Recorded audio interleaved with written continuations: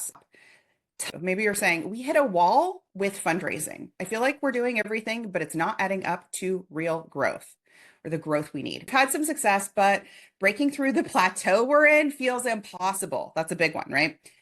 I'm juggling too much. Emails, events, social media, and none of them feel like they're truly working. Our messaging is good, but it's not standing out. It feels like donors aren't even paying attention to more. Yeah, it feels like donors aren't even paying attention anymore. That's a big one of like standing out in what feels like a crowded fundraising market. So if that's you tell me in the chat if that's like resonant with you. Yeah. Our board keeps saying we need more grants or another event. And sort of, that board, the well-meaning board, why don't you do this thing or chase this thing? Or how come you're not getting that Oprah or Mackenzie Scott money? They're well-meaning. And that's what they think we need to do to bring in more funding. Okay. Our donor base isn't growing, and I'm worried about relying on the same people year after year. That's a stress point. That's a stress point that a lot of people come to me from, where they just feel like, I'm kind of going to the same well again and again and again. And at some point, I'm going to hit a ceiling / I think I've hit the ceiling. Okay. Juggling too much. Yep. Definitely that last one. Doing too many things, leveling out. Totally. And maybe you're saying, this is what I want to do. I want to unlock new levels of funding without piling on to your already full plate. I want to raise an extra 50K or double my next campaign with strategies that actually work for our cause area, our mission, what we do. I want to confidently make bold 5- and 6-figure asks without overthinking or hesitating, right? I want to create a sustainable system for fundraising that frees me up from starting from scratch, because many organizations are like, I'm trying this, but God, it feels like all I'm doing is starting at zero again and again and again, trying these new strategies. I want to become a leader in our sector, building influence, visibility without paid ads or extra staff. Every single one of you has the ability to be the go-to, the known organization in your sector. We'll show you how to do it today. I want to create campaigns that donors can't ignore, and can't wait for support. Here's another amazing client that was in your shoes. So before, they literally had 0 major gifts program. Then they came into the club and they say, my nonprofit has been in the club for 2 months. That's it. Just 2 months. And we landed our first 2 major donors worth annual gifts of $17,000 a year. Before the club, our biggest individual donation was $1,000. So now, and that is just the beginning. We've done so much more. Just saying, you know what, we're going to prioritize these online strategies. The truth is, old school fundraising won't make you more. And when I say old school fundraising, I want to just give you like a menu of what it is, like buckets of what it is I'm referring to. Okay. So these are not bad. These are not things to forever not do. These are simply foundational old school ways of fundraising that are costing you time and are costing you money and are not guaranteed. That's the nuance. That's the distinction. So major donor cultivation, love it. Great. And requires time, requires a lot of relationship building, plan giving programs. Same thing. That's, getting your organization in their wills or estate plans. That could take years or decades to result in funds. Capital campaigns, corporate sponsorships, grant writing and foundations, right? All of those things are very foundational, old school. Endowment fundraising, charity auctions and galas. Has anyone ever been on the auction committee? I was voluntold to be on the auction committee years ago, and that was a grind of all grinds, right? If you've ever had to plan an auction, it is a grind of all grinds, because the amount of power, people power it takes to put on an auction, get all the items, organize the items, tag the items, then sell the event tickets, right? It's a bandwidth eater. Alumni and legacy campaigns, bake sales, car washes, raffles, lotteries, and direct mail campaigns. Direct mail campaigns are great, and 1% to 5%. That's a response rate, okay? So let me show you the future of fast track fundraising, social media influencer partnerships. So over here on the left is Brooke Eby. Who knows Brooke Eby? Brooke Eby is a badass. I love her. Brooke Eby is an influencer, thought leader, creator, whatever we want to call her. She hangs out on TikTok and she hangs out on Instagram. She also is living with an ALS diagnosis, a terminal diagnosis, and she has brought the world alongside what it's like to live with ALS. And so much so that she has close to 1 million followers on TikTok, I want to say, and at least 500,000 or more, or 500,000 or more on Instagram. Huge following. So much so that in just less than a week, she was able to raise over $50,000 for ALS. So much so that the New York Times wrote an article about her. Okay. She is an amazing thought leader, advocate, and fundraiser for ALS. She is so cool. Thing like what else is there? Grants, events, foundations, applications, this, that, memberships, right? And you're doing everything, and everything is costing you time. It is not netting your goal, is not netting you to where you want to be. Your campaigns don't sound out in a crowded nonprofit landscape. I hear this. We're competing for donors, right? We're competing for donors. That feeling. You're stuck in outdated cultivation cycles that waste time.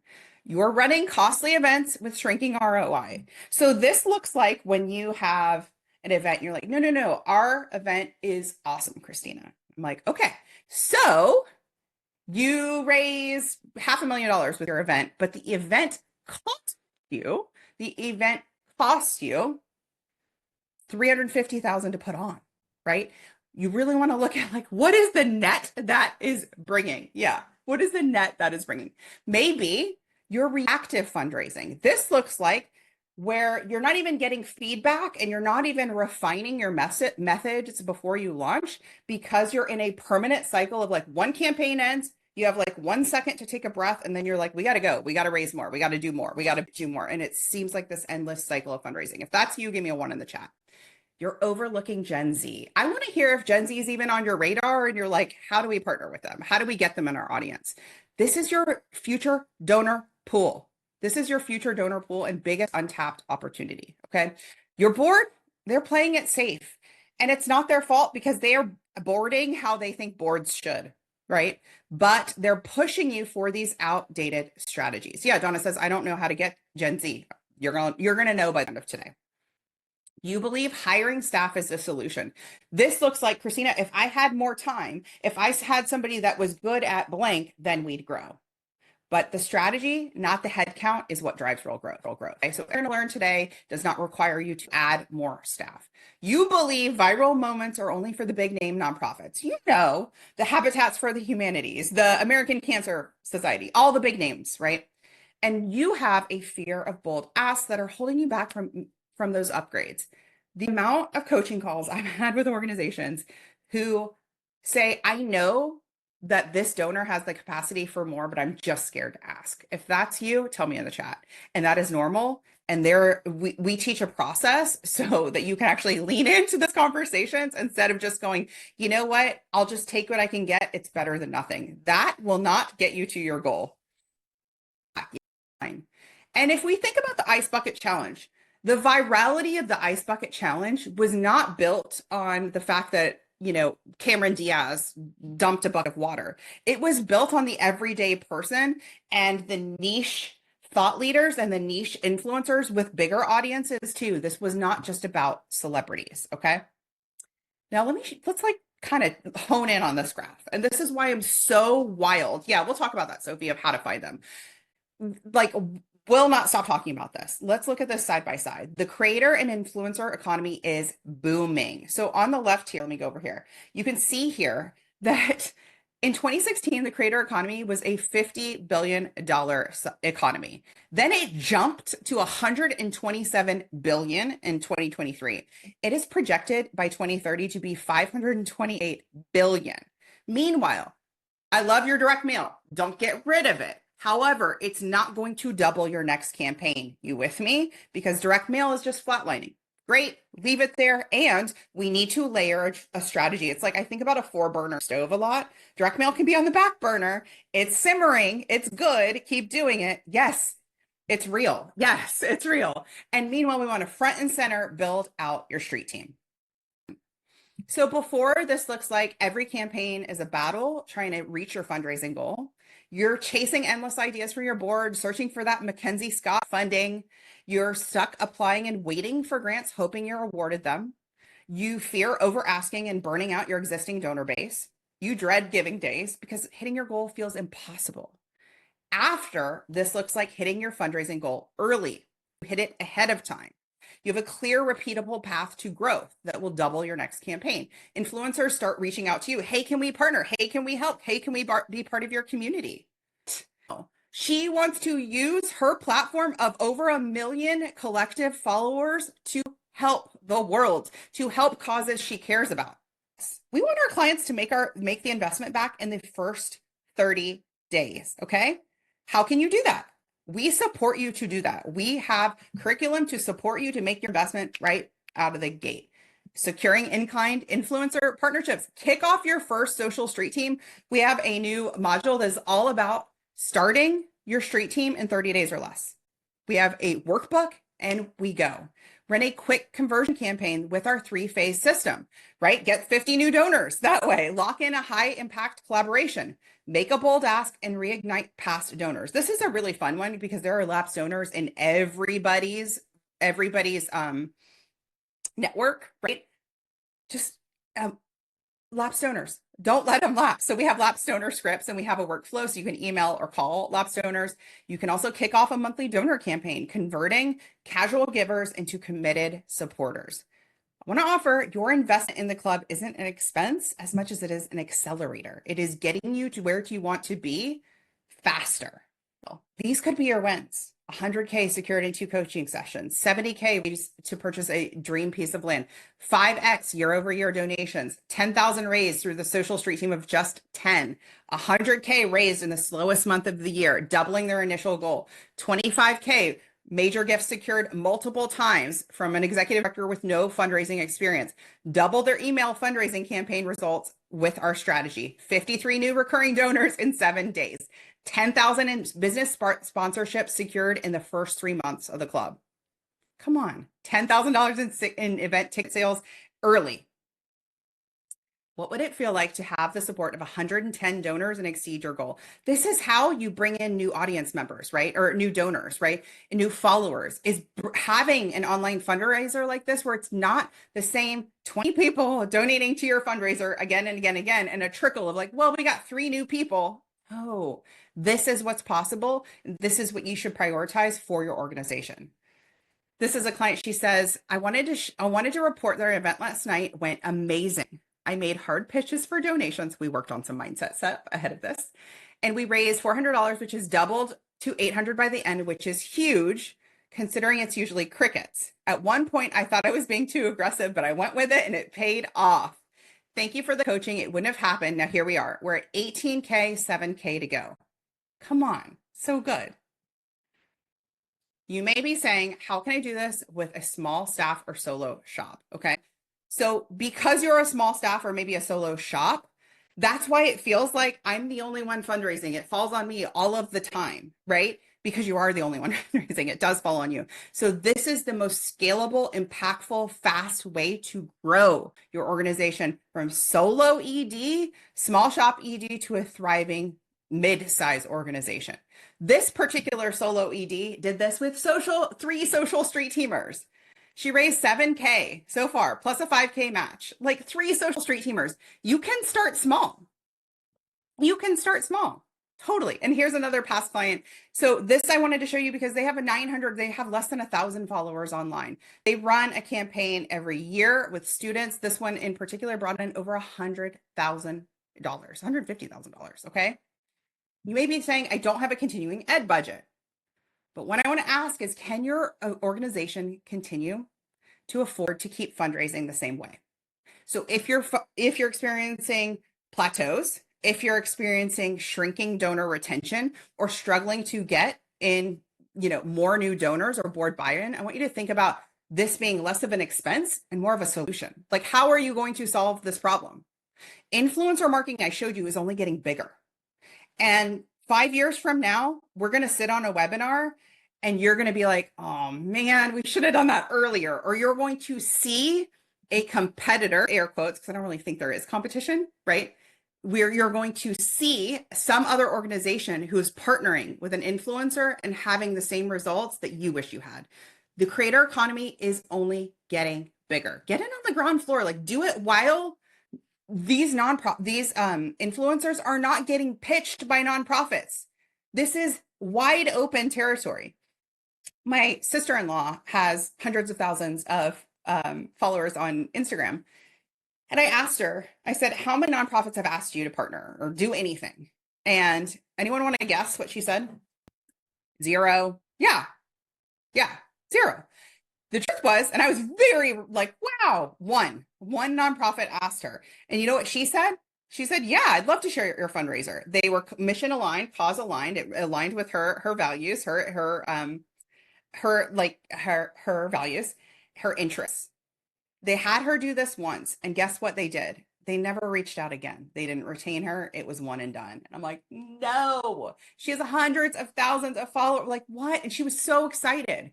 This is uncharted territory, and wasting another day not doing this, instead planning another 5K, another auction, another gala when it's not bringing in the revenue it should. It's expense and time heavy. And y'all, your audience very likely is tired of it. We see that a lot where the audience is burnt out. There's an organization here in Atlanta that hosted an event recently. And every time they host an event, I have a conflict. Like I'm literally out of town, conflict, prior commitment. I never get to go, right? I never get to go. So it's such a bummer because I want to support this organization. And it feels like the only way I can is attending their once annual event. It's not good. It sucks, right? So here's another client. They say celebrating that our fundraiser is at 16K, which is twice what we did last year. Club is worth every dollar. Listen, we've had organizations where I get it. They're like, this is more of an investment than we've made before, right? This is a big leap. And you're sitting here on this webinar because you literally want a big leap. You with me? You're like, we would like to have a big leap in donors, a big leap in growth. So a big leap requires an expansive stretch. And for me, all day, every day, is it worth you investing $5,000 so you can make 50 and then learn the process to make 50 again and again and again? Hell yes. Is it worth $5,000 to learn how to make 50 again and again and again? Yes, it is. Can I join at a later date? Yeah. First of all, why? Why kick the can further when you could start your social street team now? What the cost of waiting is missing out on results like you've seen today. The cost of waiting is waiting and delaying building your street team and hosting your first big fundraiser, is booking out your programs, is clearing your wait list. We are closing doors on February 13th. When we close doors, doors are closed. Okay. So if you want to get in now is the time to get in. And we do not have plans. I don't have a date of when doors will open again. It won't be anytime soon. This could be you. Look at this post. This is Elena Brower. She's an author, a yogi, a thought leader, a podcaster. She has about 300,000 followers on Instagram. Look at her, urgent, raising $1,200 to, in the next 2 days, to help 4 of our wise Girls on Fire leaders finish their schooling this year. Any amount helps. When we reach $600, I'll personally match. Come on. So good. Why wait? Why wait? Remember, it's not the long game. One outreach, one yes in less than a week. Now, a lot of people ask me this, and I think this is really important. Is this for fundraising only? No. This can be for anything. This can be for awareness. This can be for getting more recurring donors you can run a campaign for. We have actually several clients in the club who are like, it's kind of funny. They're like, don't tell anyone, but we're good. Our fundraising is good right now. We're good. But really what we need is program enrollment. And I'm like, street team all day, every day. I sat next to a founder of an organization last year at one of those big dinners. And it was really interesting because I was telling her about this and she said, same thing. She's like, we're doing over 1 million. And like, they had some very, very generous, high capacity donors and fundraising was not her stressor. She's like, I really want more women to apply for our program. They give out grants. And she's like, they're just not applying. And I was like, that's a social street team. Like, consult that. That is a solvable problem with the street team. And so you can use this in whatever that goal is. So that's more visibility, awareness, advocacy, enrollments. Absolutely. Schools can use this for sure. I think I already stressed the time here, but I also want to offer that we have templates. So you do not have to start at staring at a blinking cursor because our time-saving templates are designed for busy nonprofit leaders like you. All right, how much time will this take each week? So we have a 30-minute sprint method inside of one of our modules. So you can go through this in 30 minutes. If you can give me 30 minutes twice a week, you're gonna have your street team rocking and rolling by the end of the month. Our coaching calls, we meet 4 times a month. You can come to the calls live, or you can listen to the replays. You can submit a question ahead of time. That's it. I designed this program. I've been in programs. I've created other programs. I designed this program for busy nonprofit leaders who don't just need some bloated content just coming out of your ears. Do you know what I mean? This is for busy nonprofit leaders. So it is very streamlined. I understand that you don't have 7 hours a week to devote to the club, and you shouldn't have to. Okay. So this client says, with Christina's coaching, we've secured multiple $25,000 gifts. I gained the confidence in fundraising even without a background in sales or marketing. Her approach has transformed the way I think about asking and rejection. This client says, we received a $10,000 donation from a new donor. And I want to underscore this because they actually really they did the bold school. So no more old school, they went to bold school. And what that meant was they had new people giving at every level. And in this case, at the major gift level, because the messaging, the words they were using were like scroll stopping, compelling, right? And it turned their strategy around. If you're asking, is this for new or established nonprofits? This is for nonprofit that can be a solo or small shop, or we have nonprofits who have scaled past into the millions. Okay. So this is something that is approachable for every sized nonprofit. And I would say just book a sales call with me if you're not sure if your nonprofit is ready. If you're like, I don't know, we feel a little too beginner, just book a sales call with me and I will tell you. We have had some clients who are not quite ready, and I will tell you if you're not quite ready. Okay. All right, let's see. We have another client who says we upgraded a donor from $2,500 to $20,000 in just one meeting. That's what I'm talking about. Bold upgrades, right? This is possible for you when you launch, when you follow our process, when you follow our framework. Okay. I love seeing client wins, but I can't see it working for a small animal rescue. The rescue can't afford to take a chance on paying for something like this. I would have to pay for it myself, and I could not see the effort. And I can't put the effort in for 30 days to see if it works. Okay, here's what I would say to you. We do have small animal rescues. We have a cat rescue and sanctuary. We have another rescue that is a dog advocacy and rescue. So it absolutely can work. And those two are very org size different. It absolutely can work, but you should never join anything that you don't think you can commit to. If you cannot give me 30 minutes twice a week, this ain't for you. Okay.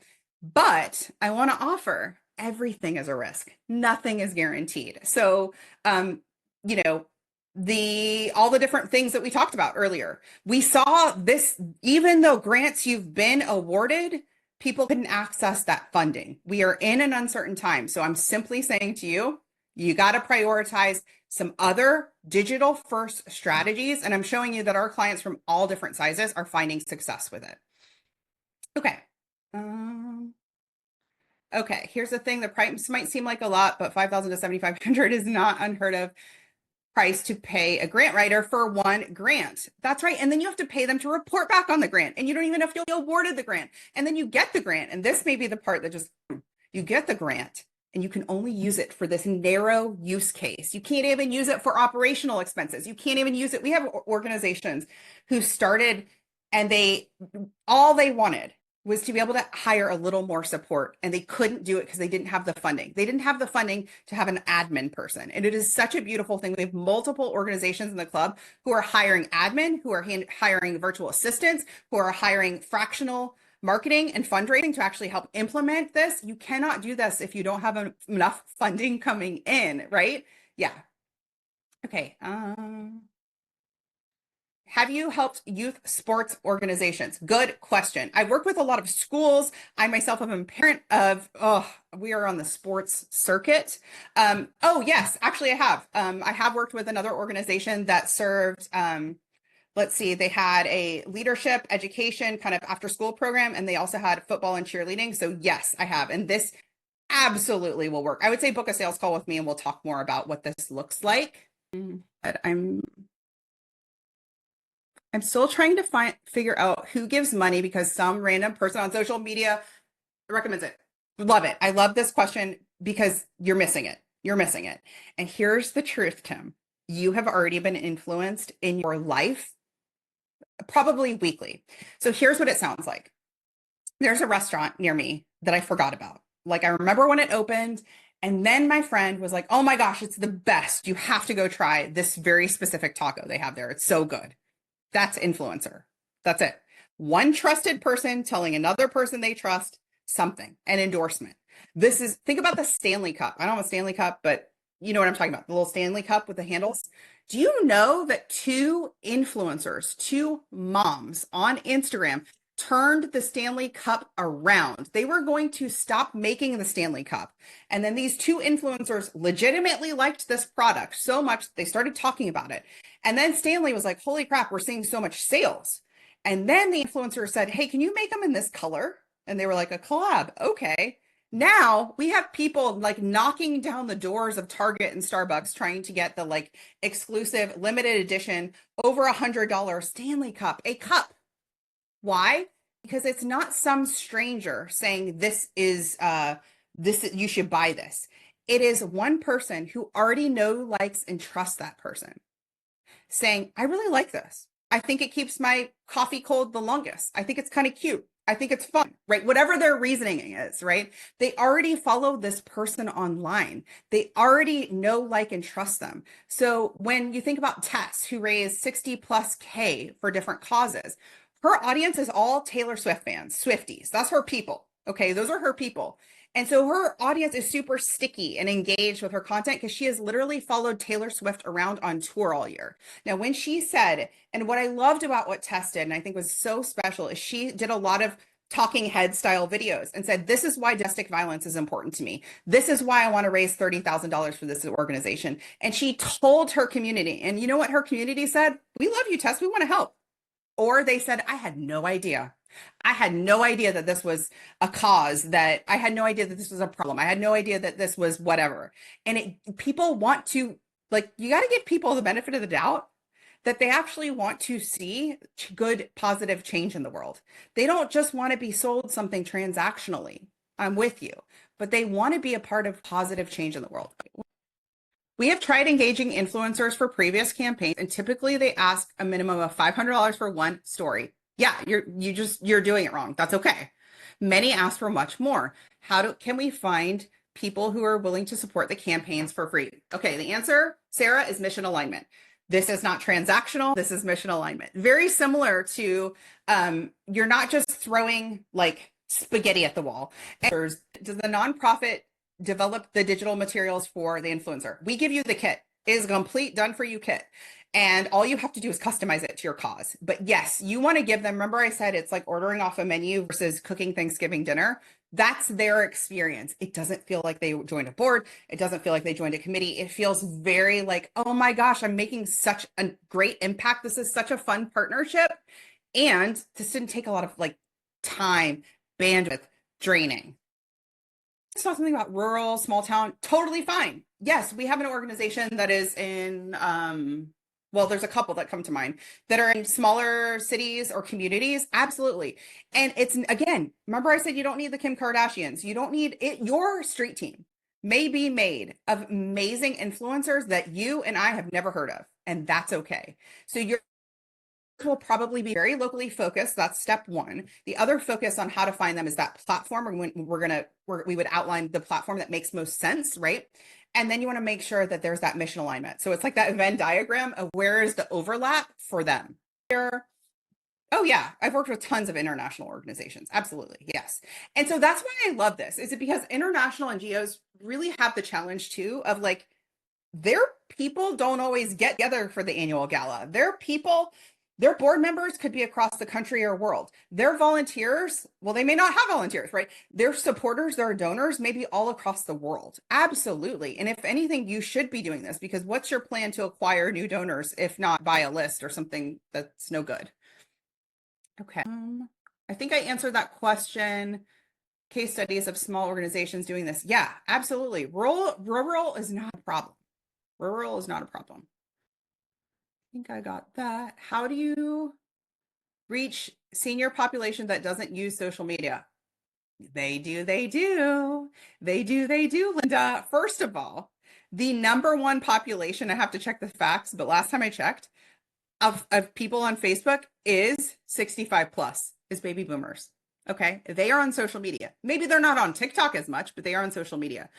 Step one. Step two, you're also assuming that only the senior population would be your ideal donor, which may or may not be true, right? And then I just want to offer, like, there's so many movements online with seniors that would be so fun to tap into influencers. Like, there's that whole movement about women, I follow a few of like women who are letting their gray hair rock, right? Who are not dyeing their hair anymore. Like, even just that is speaking to a certain population, right? So you just need to find that alignment. But don't tell yourself there's not any. Should you ever pay an influencer? I think I answered that. No. No, I just answered that. A lot of influencers charge now, even to nonprofits. Okay, a lot of influencers charge because that's how they make their living. So I follow an influencer that's an interior designer, and she partners with brands like Rubbermaid, brands like, I don't know, Framebridge, brands that, make home decor, right? That's okay. That's how she makes her living. She has a multi-million dollar business. Fine. And we're not asking her to post transactionally on her feed. We're asking her to be a part of a movement. They've already said this is already happening. So you can say, I don't think it's going to work for us. That's fine. You can be that. Or you can be like, oh, Christina just showed me a dozen case studies and I have so many more. I had to keep this, I couldn't make this 6 hours long, of organizations of every size and influencers of every size who want to use their social networks for good. Let me ask you this. At the beginning of the school year, every year, who's seen the teacher clear the list links on Amazon? So here's what this looks like in the wild. You're on Instagram, it's August, and some thought leader you follow. So for example, Ava Chen, I follow her. She actually works for Instagram, but she's like really into fashion. So what she does is she posts random teachers shopping lists or fundraisers for often like Title I or underfunded schools. And the whole thing is like clear the list. And so Ava Chen is posting these different fundraisers, these different opportunities for people to step up and support all across the country. Okay. So she's not charging the teacher. She's not saying, oh, well, you need $1,000 worth of classroom supplies. Okay, so that's gonna be a $500 for me to post. Like, no, she's like, how do I have 2 million followers. What can I do right now that will, she's gonna lay her head on her pillow that night and be like, hell yeah, we cleared 20 teachers lists. You with me? It's so good. So if you give me 30 minutes twice a week to start your street team, mobilize your street team, you can see results in a few weeks. You really, really can. What if I've tried everything and nothing works? I want to offer, if you're thinking about your marketing and your social media and you're spending X amount of time, or maybe you have a staffer spending X amount of time doing your social media, flip it. I want you to spend just 20% of your time creating your own content, and I want 80% of your time being influencer first. Because remember, I said only 1 to 10% of people are seeing your content anyway. So that's why your fundraisers aren't like blowing it out of the water when you run that online fundraiser and post about it on Facebook and Instagram. It's not blowing it out of the water because a fraction of your audience is seeing it. So you're going to flip it. You're going to do 20% of your time on your social content and 80% of your time on these influencer partnerships.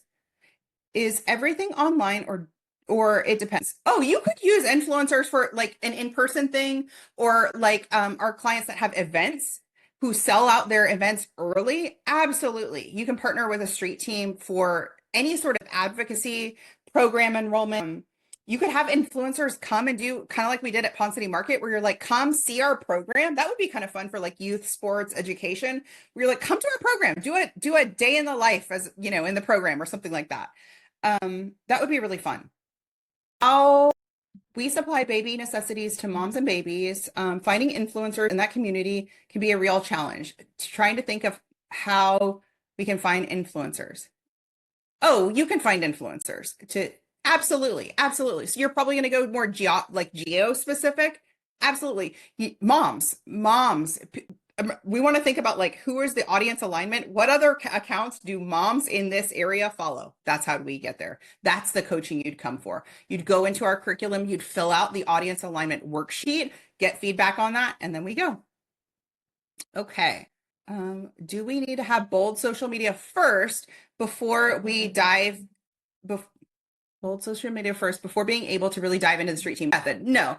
I mean, you absolutely, we're going to do it. It's like at the same time. It's at the same time. It's like, we're doing a little makeover, right? You're doing a little makeover where you're like, new year, new me. So maybe you're changing your bold in your messagings, you're bold in how you're presenting yourself while also rolling out the street team strategy. Good. How do we partner with Gen Z if we are a niche organization? Okay. How do we partner with Gen Z if you're a niche organization? Well, what's your niche? Remember I said we have over 40 categories in our tracker of influencers and creators. There's a niche for everything. There's a Facebook group for everything. Think about it. There's probably a Facebook group for people who are anti-Stanley Cup. Like there is a niche for everything. There's probably a dozen Facebook groups for people who only are pro Stanley Cup. So we would find that niche alignment, that mission alignment between the influencer and your cause. How do we engage influencers without Meta? Ooh, this is a good question. Okay, Tim, I like this question. You absolutely can engage influencers through email. You can engage influencers through text message. You can engage influencers in person if you want. So if you're talking about just pitching them or if you're actually having them roll out the strategy, oftentimes we actually do bring in our most champion volunteers and board members who want to be part of the street team because some of them do. We bring them in as part of the street team. And I always say this, like if your board member is like, yes, I'm all in, I want to help, and your board member is not on social media, oh my God, please don't tell them they need to go post this on TikTok or LinkedIn or wherever. You want to meet people on the platform they are. So we have had board members. There's a board member that I work with, and this board member brings in hundreds of thousands of dollars a year as a street teamer. And all he does is send quarterly emails to he's retired, to his former coworkers. It's so good. It has his tone. He's kind of grumpy sometimes. It's so good. He has this like personality in it. He talks about the organization. He talks about why he's tied to the organization. He has a specific measurable campaign goal. It's so good. And the amount of new donors he's brought in at every single level, simply because we didn't tell him, you got to post this on Instagram. Like, no, you can meet people where they are. Is streamer short for street team? No. Streamer is like somebody who I might have just said street teamer and it might have sounded like streamer, Edie. But I do say street teamer sometimes. But streamer, like on Twitch or YouTube, that's somebody who is an online creator who has an engaged audience on Twitch or YouTube where they are streaming content. So that could be any various types of content. We're working with an organization right now inside the club, and this organization is program enrollment for after school program, right? And so that's their goal for their street team. It isn't necessarily a fundraising first. Fundraising would be kind of secondary goal. And that's what we're working on. Absolutely. It can be done for sure. Okay. I like this question. Did you mention that this could be funded under continuing education for a nonprofit grant? Trying to find creative ways to procure money for your costs. Yeah. I don't know if I mentioned that per se, but sure. If you want to go after a grant for that, that would be one option. But I want to suggest, Lonnie, a faster way to go after funding if you need to raise funding for this. One would be call an emergency board meeting, talk to your board. Where can we, because y'all have had emergencies or y'all have had even other costs that are non-emergent pop up throughout the year that weren't allocated in the budget. How'd you pay for those? What creative ways can we pay for those? That's step one. Step two would be go to a major donor and say, here, this is our big, bold goal. This is what we want to achieve. This is the program I want to join. I need support to do this. This is not in some sort of nonprofit book I can go buy at Barnes and Noble or off of Amazon. Will you sponsor me to join the club? You go to a donor, you go to donors and ask for that. I want you to figure out like, how would I pay for this? I want you to get creative. I want you to figure out like, how could I pay for this? And then remember, we have a payment plan. We have a payment plan. Yes, the sales call is free, and you will leave the sales call very clear on why you haven't hit your goal yet. The three strategies to focus on this year, and then I will answer any questions and tell you if the club is right for you, because it's not going to be right for everyone. But you absolutely, like I said, the calls typically book up really, really fast because the calls are not me with a slide deck pitching at you. You're going to leave being like, damn, okay, I got it. You're going to feel very affirmed and clear on your next steps. Yes.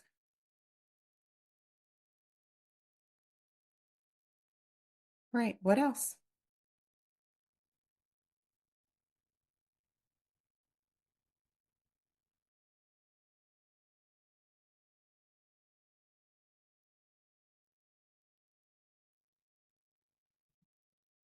What else? What else?